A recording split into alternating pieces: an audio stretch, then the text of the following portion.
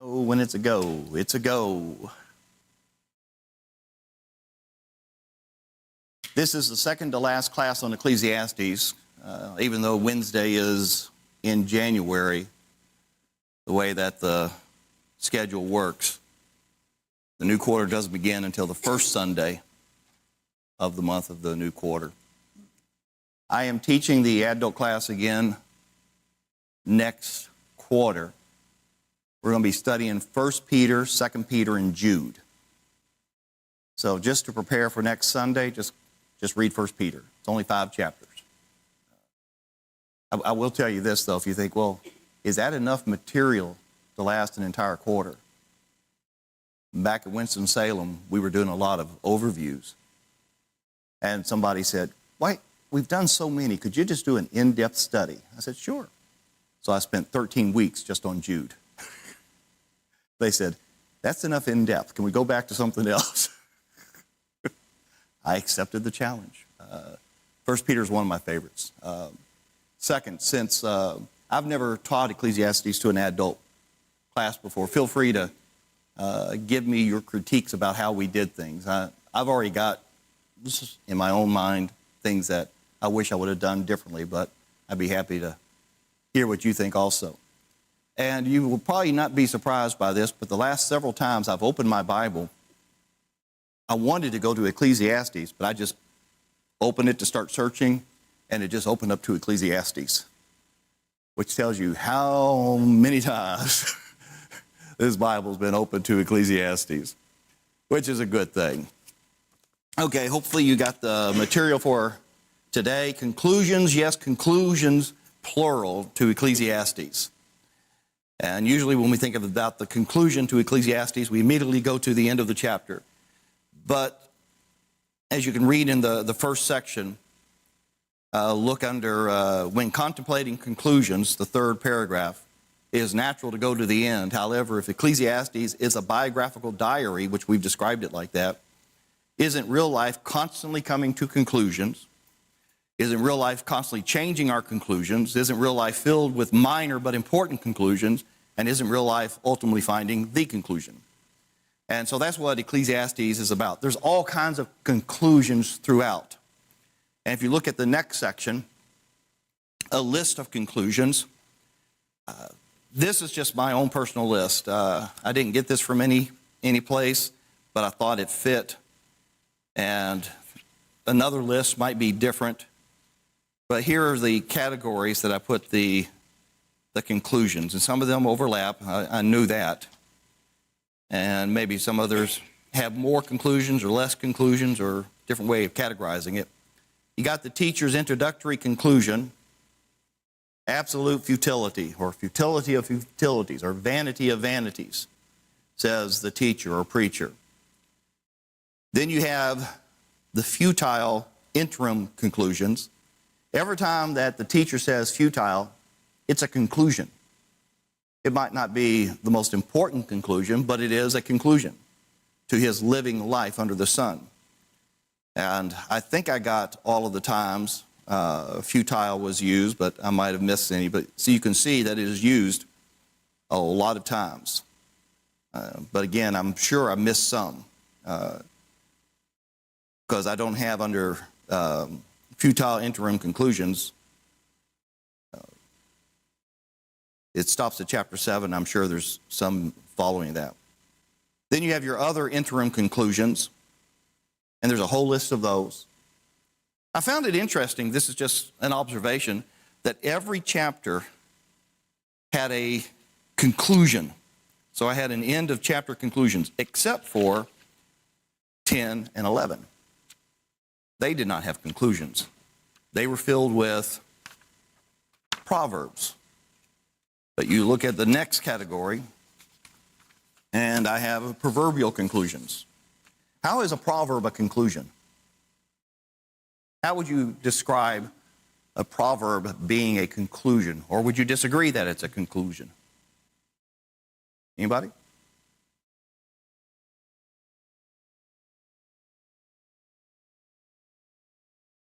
Yeah. Yeah, it's a general conclusion based upon observation, usually taking complex ideas oftentimes and putting them into a succinct form, which we had an entire class on the Proverbs. So Ecclesiastes has a bunch of Proverbs in it, which we should not be surprised. Why should we not be surprised that Ecclesiastes has a bunch of Proverbs? Yeah, and I believe Solomon was the writer. You have the teacher's final conclusion, chapter 12, verse 8, which is acting as bookends, and then the editor's final conclusion. And just before we go into more depth, just look at the headings for what we're about to do. You got the teacher's first and final conclusion, the editor's final conclusion, and we're going to spend a lot of time on that. And you can see we're going to spend a lot of time on that. Comparing the teacher and the editor, which I think is an important thing to do. And then this teacher's conclusion on Ecclesiastes' conclusion. In other words, I just wrote a little devotional. So that's me. Okay, so let's go back to, let's see, the teacher's first and final conclusion. I don't want to spend any time on that because we've already spent time on that, but I thought it was important to put it in the category of conclusions. Look at the editor's final conclusion. I thought I put page numbers on these, and I didn't, so I apologize. So everybody find the editor's final conclusion? Okay. So we know that there's a change of voice within the writing, from first person to third person. And the editor, that's just what I'm calling him, provides a summation of the teacher's lessons. And we spent time Wednesday night looking at how he actually praises him. He's not saying that he's completely wrong, let me give a correction. And so I wrote this under the verse there, Ecclesiastes 12, 13 through 14. The conclusion, this is from the New American Standard, when all has been heard is, fear God and keep his commandments, because this applies to every person. For God will bring every act to judgment, everything which is hidden, whether it is good or evil. So this is what I wrote as a summation of that. And you tell me what you think, if you think I'm leaving anything out, because I probably am. A fulfilling, healthy, purposeful relationship with God begins with this ending, with the mindful distinction between God and us. Ultimately, God provides the means of fulfillment. Ultimately, God is the judge, and we are the judged.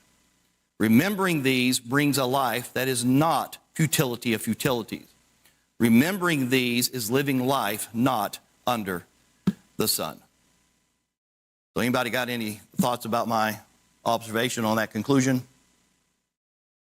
If not, let's study. Okay. Nobody got anything?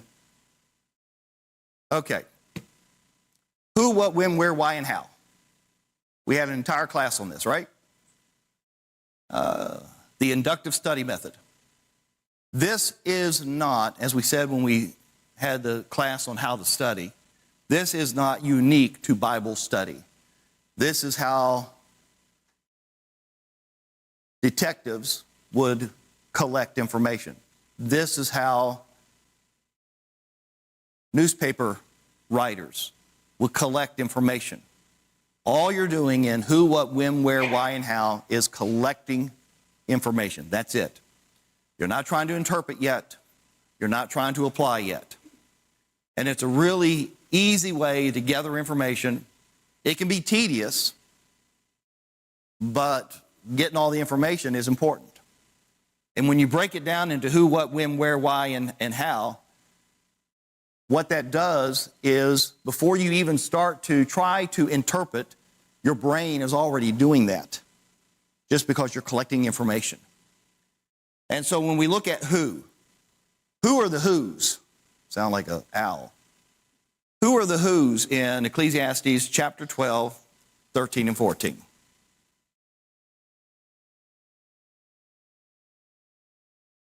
You got God, then you have man. Now, if you notice, I got a note here. Some versions will say humanity, and we'll get to that in a few moments. Man in the Hebrew is Adam, and it is singular. So then we're going to have to, when we get to that point, interpret whether this is a collective noun, as in Adam, mankind, humanity, because even in English, man can be a collective noun, or is this referring to each individual?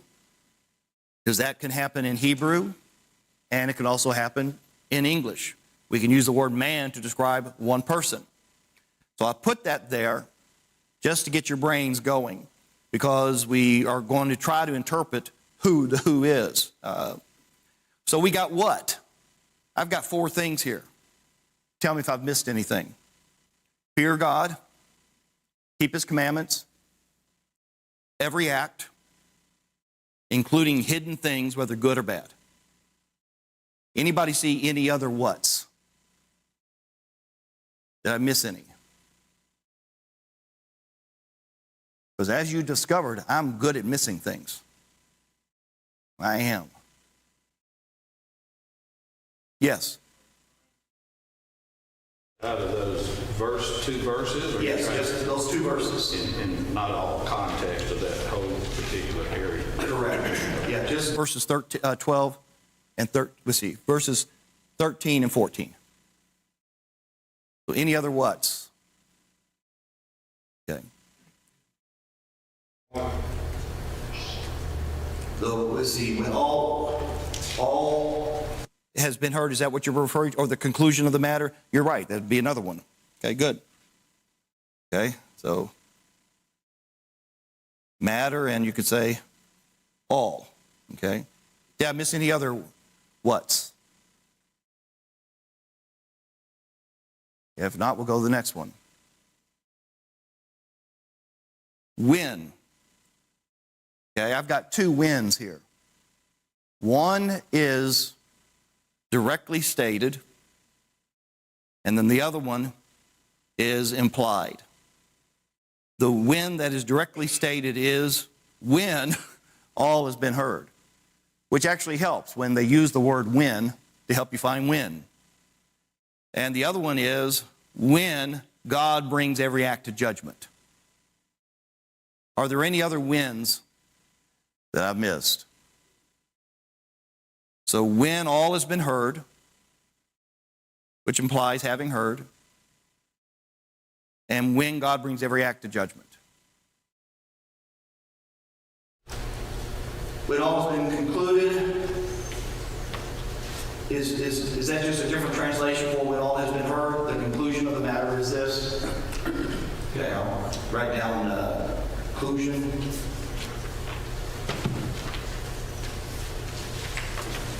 Okay.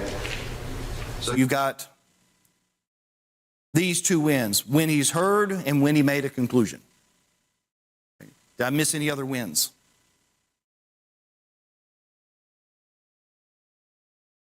Okay, implied now. Okay, that's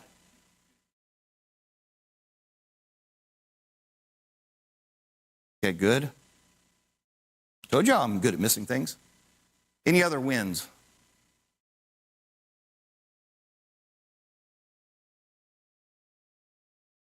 Okay, where? I do not find a where specifically stated, but I think it is implied. And I think this is an important implication. The where is in eternity. This is, I think, an often missed part of the editor's conclusion. We exist after we die, or as I'm using the word futile because it's an important word within Ecclesiastes. If there is no eternity, and God is just judging us as in our life, whether it's good or bad, and we don't exist, I would suggest to you that that judgment is futile. It is empty. Means absolutely nothing. But the fact that we will be judged at some point implies to me that the where is eternity. Yes, Gordon. To be our earthly lives is we have a command now to fear God and keep His commandments. So, despite the brevity of the earthly life, to be aware. Yes. Okay, so that's another where. That would be also implied. Ben. Implied in verse 14 is also where the judgment will take place, and then as we already know from our earthly houses of judgment, where you will go after judgment is proclaimed. So implied heaven and hell. Okay.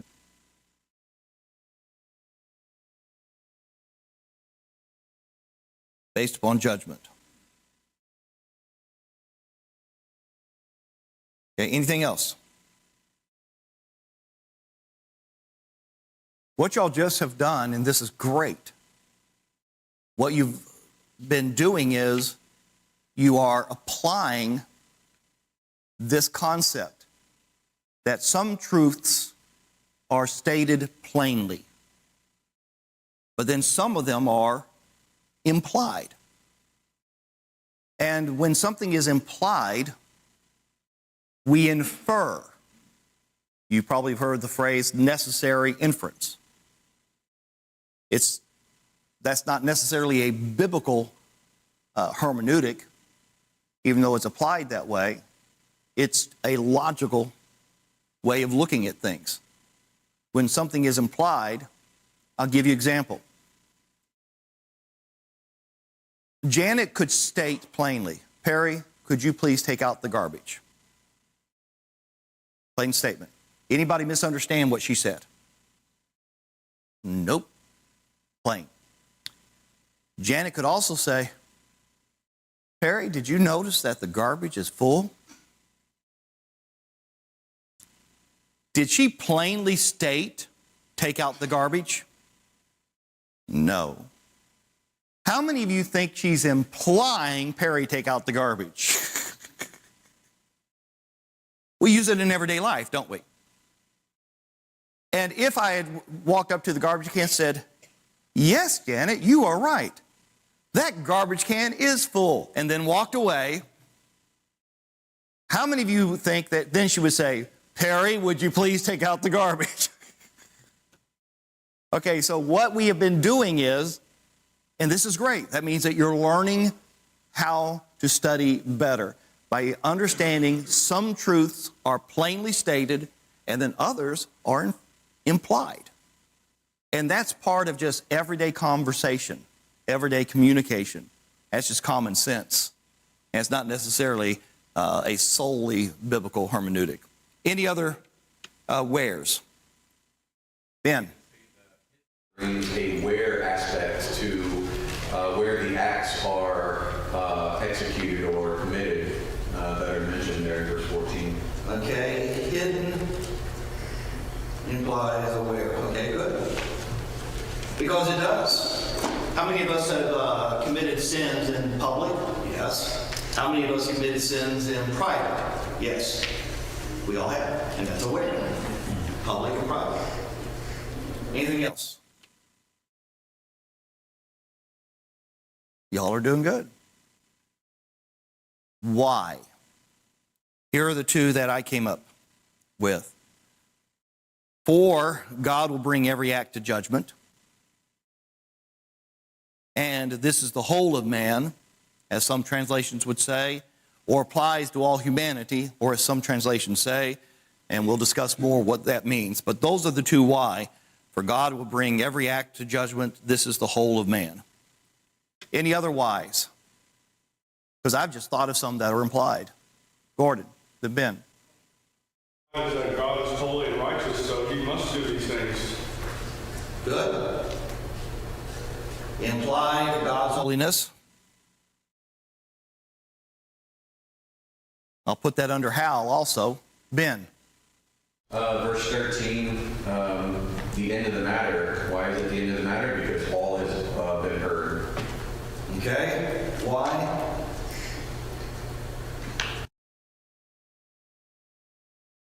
All has been heard. In other words, You could say the implication is we've been given our chance. All has been heard. We've lived this life.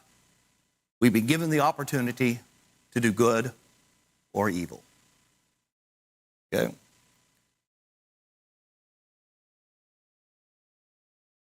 Another why, oh, let me stop. Do you have any other whys?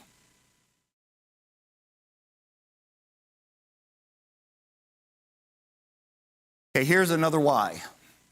Now, Mark asked, are we sticking to verses 13 and 14?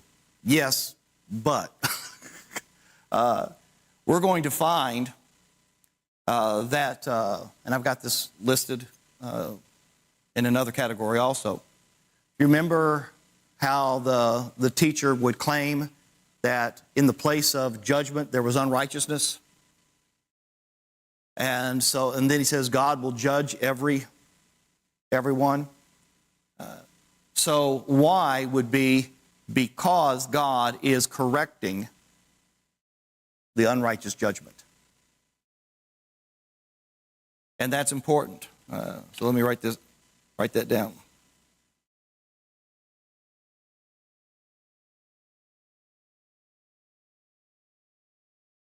Why is it important that God will correct unrighteous judgment?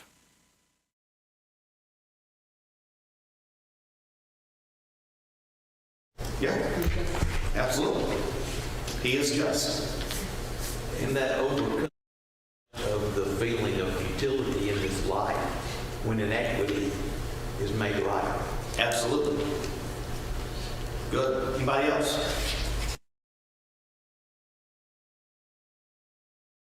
Now, this is an important point to remember when you are talking to an atheist.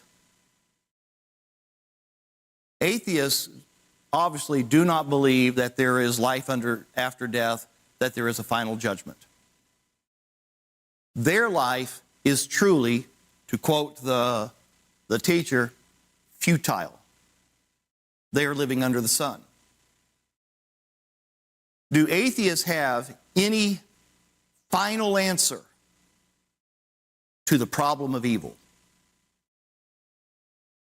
None. Do believers have a final answer to the problem of evil? Yes. What is that final answer? Judgment. God will bring every act to judgment, including hidden things, whether good or evil. So whenever somebody says that they don't believe in God because of all the evil and the suffering, they're the ones that really don't have an answer. Well, why do you think all that's happening? Do you think that's fair? And we have, as believers, a way that makes the unfairness of life ultimately fair. And that's the point of Ecclesiastes. Earlier when we talked about how there's unrighteous judgment, then it says, but God will bring judgment. That's his seesaw theology. I know I keep using that phrase, and I know it's not a very eloquent way to describe it, but that's what I see in my brain, the seesaw theology. So it's important. It is effective. Oh, you like that? You're my favorite student now. Thank you very much. Mark. Consider these leveling scales, because it seems so tipped in evil favor, then he brings everything equal to where it is he offers the solution the same to each man, each woman. Yeah. So it's like instead of a seesaw, I'm seeing the leveling The scales, yeah, leveling the scales. Any other whys? Okay, how? Now, I'll suggest To you again, it is not plainly stated unless you're going to find something that I missed, or rather it is implied. This is what I think is, yes, Gordon. One implication is that he will judge through his son, Jesus. okay? We know ultimately in the New Testament that he will judge through Jesus. Well, isn't it plainly stating that God will do it? Yes, I would put that under a who, but it might work under how also.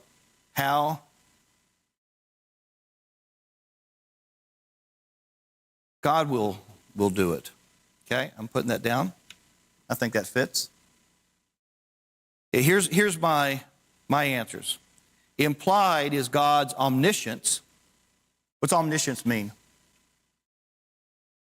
Yeah. All knowing, knowing everything. Do you have a different answer, Mark? All seeing, okay.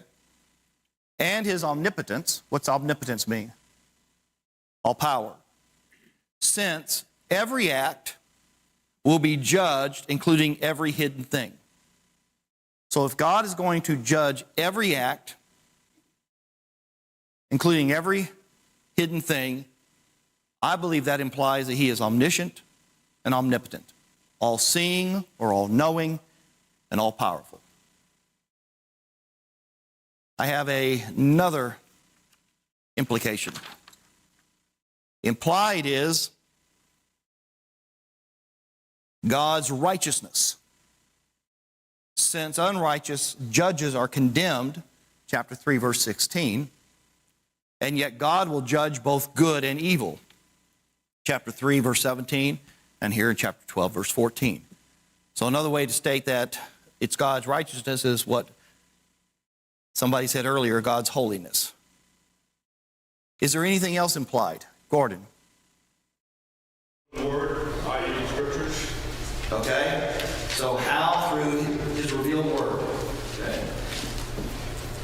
Yeah, or what they've heard. So implied. What they heard was God's truth. Any other?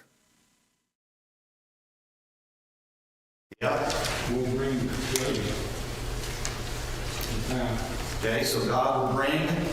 So how? Yeah, so through God. Because God will bring. Here's another implication that we can make. If all of this is going to happen after, and this is also implied, after mankind or each individual has completed his life, doesn't that imply that God is outside of this temporal world? I think it does. And that's another great important point. God is outside, which is why he could create all of this. Mark, your hand was raised. I see at the very end of it there, as God is looking at both the good and the evil, he considers both. And so that's where some may see evil, God may bring out the best, and that's where his grace comes in.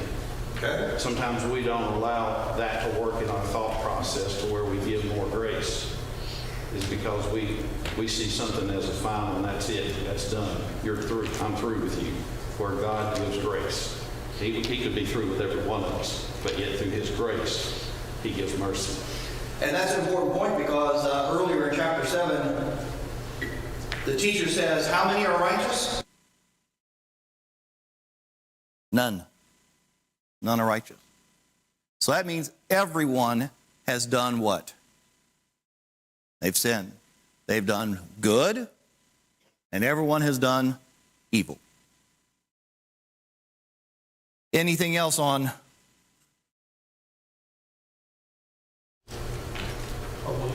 Okay, in the New Testament, there's only one who is good, holy. Okay, so that is the who, what, when, where, why, and how. You guys did a great job. Yes, Ben. For the whole duty of man, how do we accomplish or fulfill the whole duty of man, and that is to fear God and keep his commandments? Okay.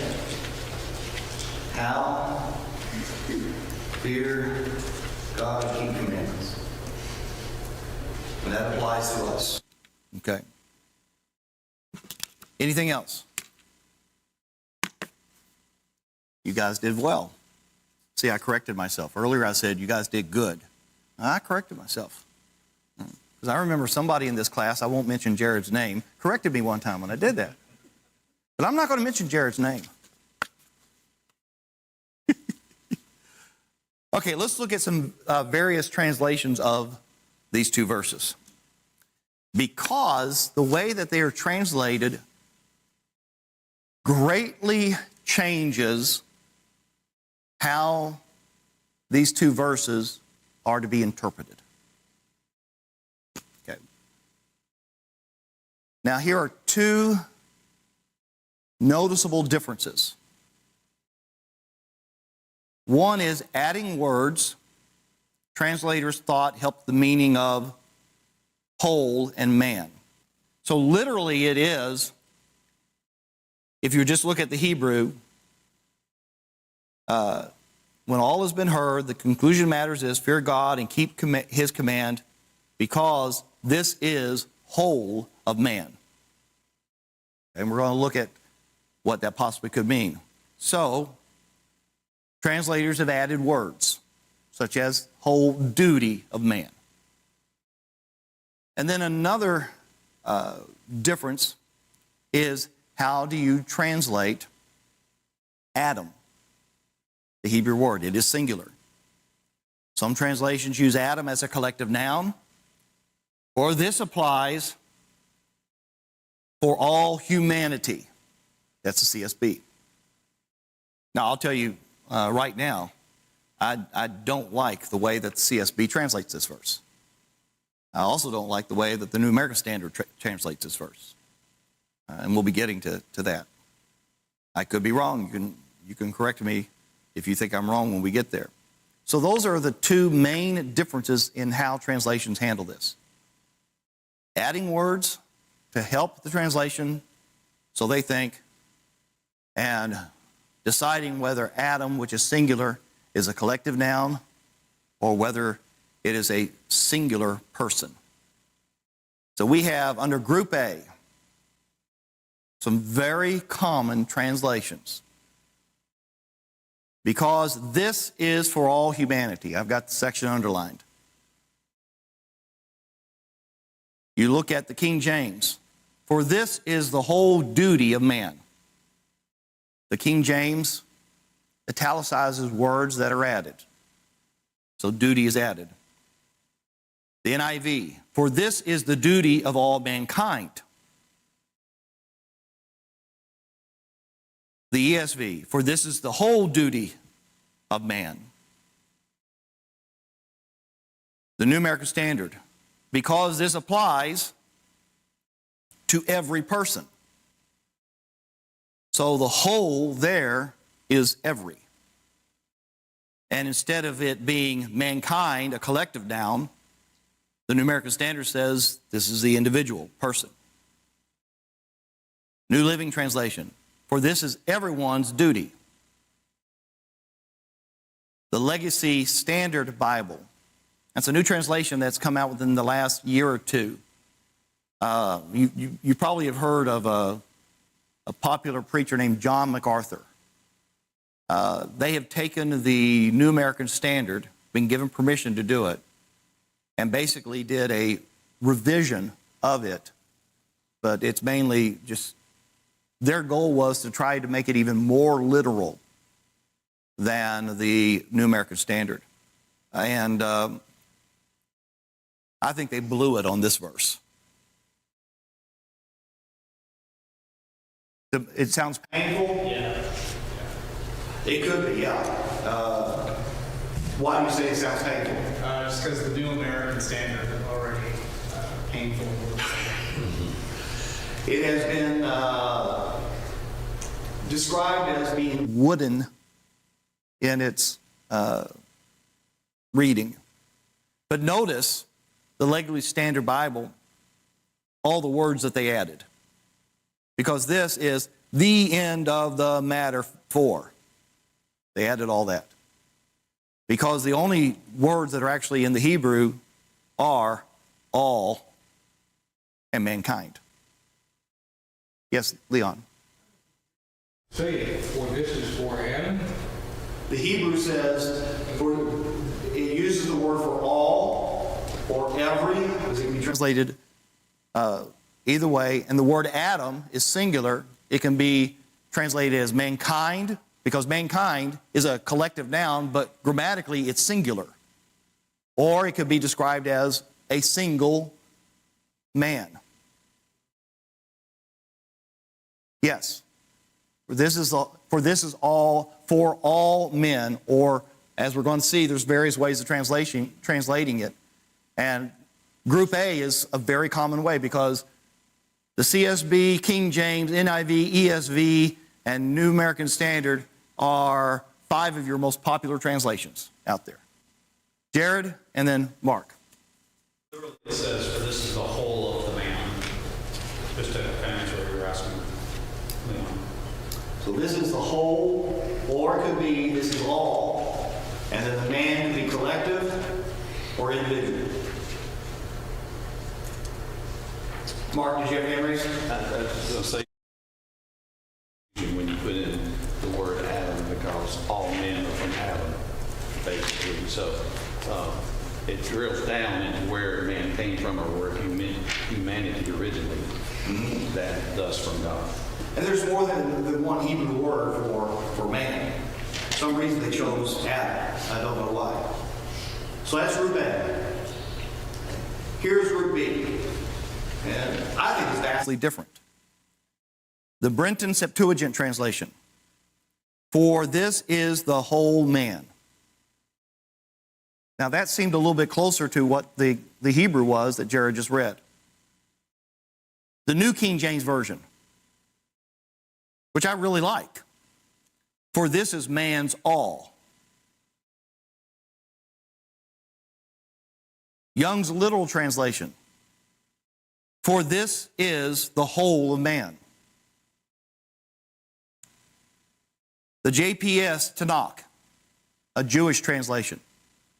For this is the whole man. The literal standard version. For this is the whole man. What do you notice differently in Group B from Group A?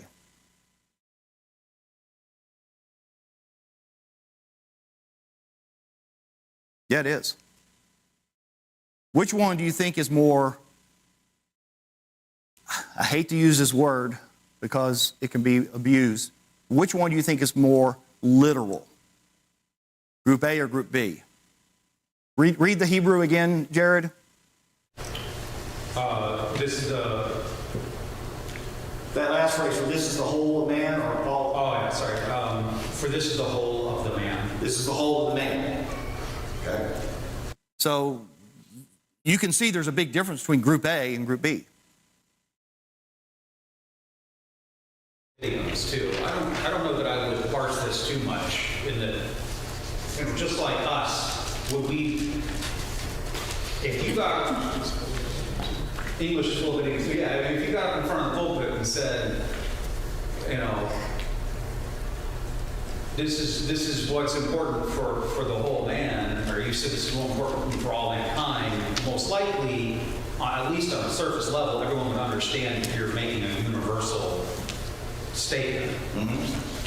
So I'm not sure that, I mean, I understand that there can be, if you dissect it enough, you can maybe apply it differently, but I would suggest that both readings, personal and universal, matter and apply equally. It applies to everybody, and it applies to everybody individually. I would agree with that. Where we're going to go is, There's a difference in how they're understanding in these translations the concept of whole and all. And we're going to see where that goes. Yes, okay, Group C. turn the page. Sounds like a lyric from a song. The contemporary English version. This is what life is all about. The ISV.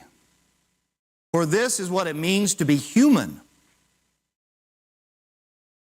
The Good News Translation. Because this is all that we were created for. Now, how do those three translations differ from Group A and Group B? And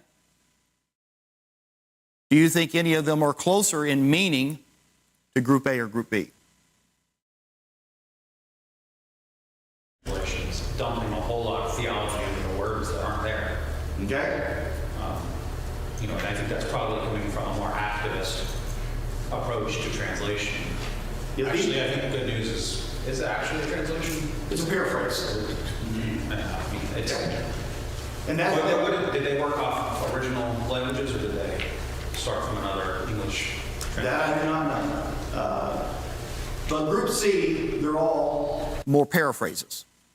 So they're interpretations of it.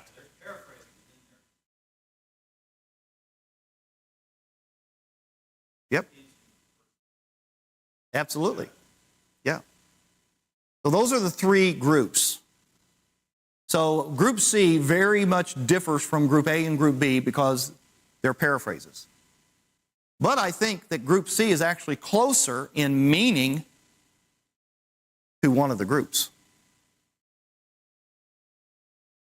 So let's look at the next segment. Whole of man, whole duty of man applies to all humanity. Now, not grouped within A, B, or C was the Amplified Bible. Here's the Amplified Bible. All has been heard. Oh, by the way, does anybody know what the Amplified Bible is and wants to describe it? It is a translation closely tied to the New American Standard done by the same Lockman Foundation. But the word amplified means that they add in brackets what they think that word means. And in this particular verse of the Amplified Bible, they're going to give you both of the meanings, Group A and Group B. All has been heard. The end of the matter is fear God, revere and worship Him, knowing that He is, and keep His commandments. For this is the whole of man, the full original purpose of His creation, the object of God's providence, the root of character, the foundation of all happiness, the adjustment to all inharmonious circumstances and conditions under the sun. And then it says, and the whole duty for every man. Now, it puts both of those there because those are entirely two different meanings. One is Group A, and one is Group B. And that's the two versions. Now, I personally think that Group B